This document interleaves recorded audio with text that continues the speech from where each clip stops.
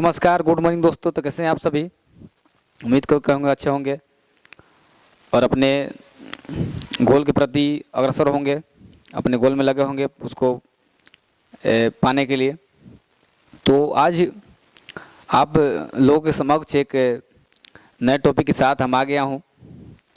इस टॉपिक में मैथ के कुछ कॉन्सेप्ट समझेंगे, क्योंकि मैथ आपका एग्जाम के तौर पर बहुत ही बोल सकते सबसे कंपलसरी सब्जेक्ट हो जाता है मैथ आपका, क्योंकि मैथ में ज़्यादा हम लोग उसको जितना रिवाइज करते उतना हमको सही मैथ होने जाता है, क्योंकि मैथ थोड़ा सा हर लोग को बहुत हार्ड भी लगता है। तो मैथ का ही एक कॉन्सेप्ट हम लेके आ रहे हैं। आप यदि हमारे चैनल पर नए होंगे तो चैनल को सब्सक्राइब कर लीजिए, और इस तरह की वीडियो यदि हमको देखना है, आपको 8 हो 9th हो जाए 10th हो, कोई इसी प्रकार का मतलब कोई हिंदी का वीडियो हो, साइंस का वीडियो हो, संस्कृत का वीडियो हो, इस तरह की वीडियो कभी देखना होगा तो आप चैनल पर जाकर देख सकते हैं। हर तरह की वीडियो बनाया जा रहा है।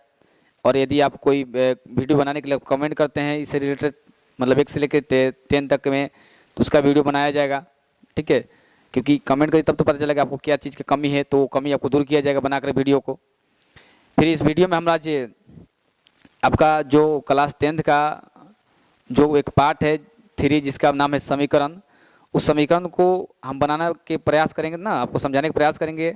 ठीक है, आप वीडियो को एकदम बिना रुके हुए का मतलब देखना है वीडियो को, ताकि आपको हर तरह से जो आपका क्वेश्चन है समझ में आए। आज हम जो लेके आए हैं मैथ का कॉन्सेप्ट, ठीक है, मैथ के कॉन्सेप्ट हम लेके आए हैं समीकरण। आपको पता है समीकरण का बहुत सारे प्रकार होते हैं। समीकरण अर्थात दोनों साइड जो बराबर होते हैं उसको समीकरण कहते हैं। एक तराजू की तरह हम उसको भांति मतलब का प्रयोग करते हैं समीकरण को। तो समीकरण में बहुत सारे विधि होता है, जैसे एक तो होता है प्रतिस्थापन विधि, विलोपन विधि होता है, एक होता है आपका वज्र गुणनखंड विधि। तो हम आज आपको एक विधि इसके द्वारा का हम मैथ बना के बताते हैं। बाकी जो और जो 2 विधि है, उस विधि से आपको यदि आपको जानना है तो आप कमेंट जरूर करिएगा वीडियो में, ताकि हमको बताइए, पता चले कि आपको जानने का प्रयास करते हैं, मतलब आपको जानना है इस अलग अलग विधियों से मैथ को। देखिए समीकरण 3 विधि से बनता है, आपको 3 विधि में किताब में दिया हुआ है, क्योंकि एक विधि से हम बनाने का प्रयास करें। क्योंकि देखिए पहला जो विधि है प्रतिस्थापन, ज़्यादातर पूछता है आपको प्रतिस्थापन। यदि आपको और विधि से बना जिससे आपको विलोपन से जानना है तो विलोपन से आप पूछ सकते हैं कमेंट करके, या वज्र गुणनखंड विधि से जानना है तो उसको भी कमेंट करके वो आपका पूछ सकते हैं, वहाँ पे वो आपको बताया जाएगा।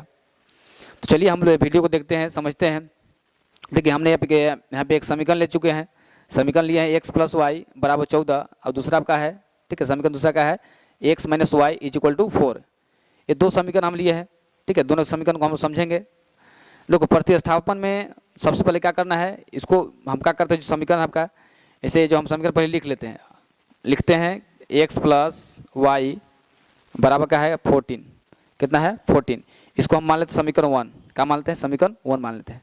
दूसरा आपका है x - y = 4, इसको मान लेते हैं समीकरण 2। ये हमारा समीकरण क्या हो गया? 2 हो गया। ठीक है, अब इसको हम क्या करते हैं ना, 2 हो गया आपका। अब हम क्या करना है, 2 समीकरण हम बना लिए, दिया था 1 2 मान लिए समीकरण। फिर आगे हम क्या करते हैं, कहते हैं लिखते हैं यहाँ पे समीकरण 1 से, समीकरण 1 से यहाँ लिखे हम समीकरण 1 से लिखते हैं। समीकरण 1 से लिखते हैं, समीकरण 1 को हम लेते हैं। ठीक है, समीकरण 1 का दिया आपका x + y = 14 का दिया है, x + y = 14 दिया है। तो हमने कहा कि यहाँ पे हम ले लिए, ठीक है, x बराबर y को हम उधर भेज देते हैं। तो जब ये जो इक्वल टू के बाद उधर जाएगा तो क्या y का हो माइनस में हो जाएगा, तो यहाँ पे आपको आ जाएगा 14 - y। क्या हो जाएगा? 14 - y हो जाएगा। फिर हम क्या करते हैं, यदि हम लेते हैं x बराबर, क्या लेते हैं, x बराबर जब लेते हैं तो मतलब देखिए ये जो हो गया ना, ये हमारा क्या हो गया, ये हमारा वैल्यू हो गया x का। किसका? x का वैल्यू हो गया फिक्स, x का वैल्यू हमको मिल गया। तो जब x का वैल्यू हमको मिल गया, इसको हम समीकरण क्या करते हैं, इसको समीकरण मान लेते हैं 3। इस समीकरण क्या हो गया? ये 3 हो गया समीकरण। समीकरण 1 समीकरण 2 समीकरण क्या हो गया? 3 हो गया। अब हम नीचे का लिखेंगे, नीचे हमको लिखना है कि x का मान, यहाँ लिखना पड़ता है, x का मान समीकरण 1 या 2 ले लीजिए समीकरण, ठीक है, समीकरण 2 में रखने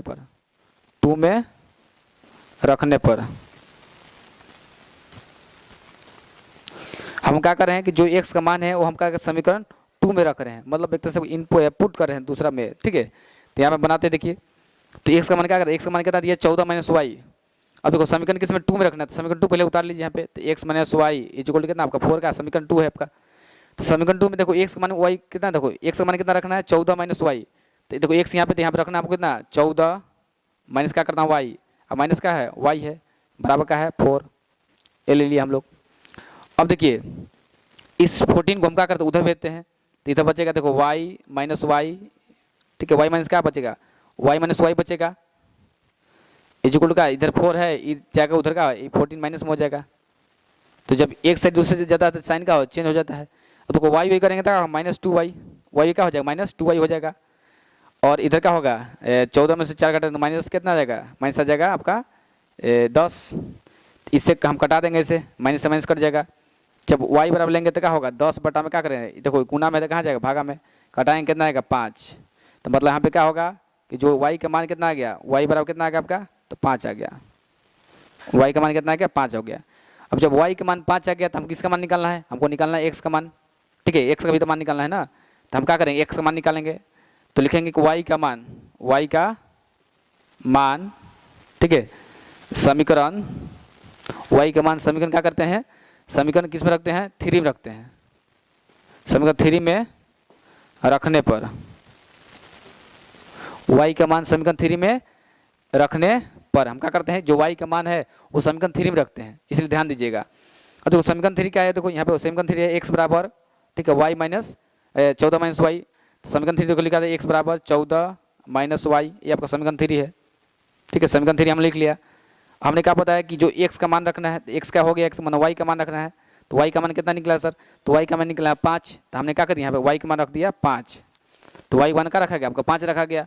अब इसको बनाने का प्रयास करते हैं हम लोग, तो x बराबर कितना आ गया, 14 में से 5 कितना आएगा 9, तो हमारा समझिए कि जो x का मान कितना आ गया 9 आ गया, मतलब यहाँ पे लिख सकते हैं, इसलिए x बराबर कितना हो गया, x बराबर हो गया आपका 5, x बराबर कितना 9 हो गया, और y बराबर कितना हो गया, y बराबर हो गया आपका 5, ठीक है, ये आपका हो गया आंसर, यहाँ पे आप कर सकते हैं आंसर।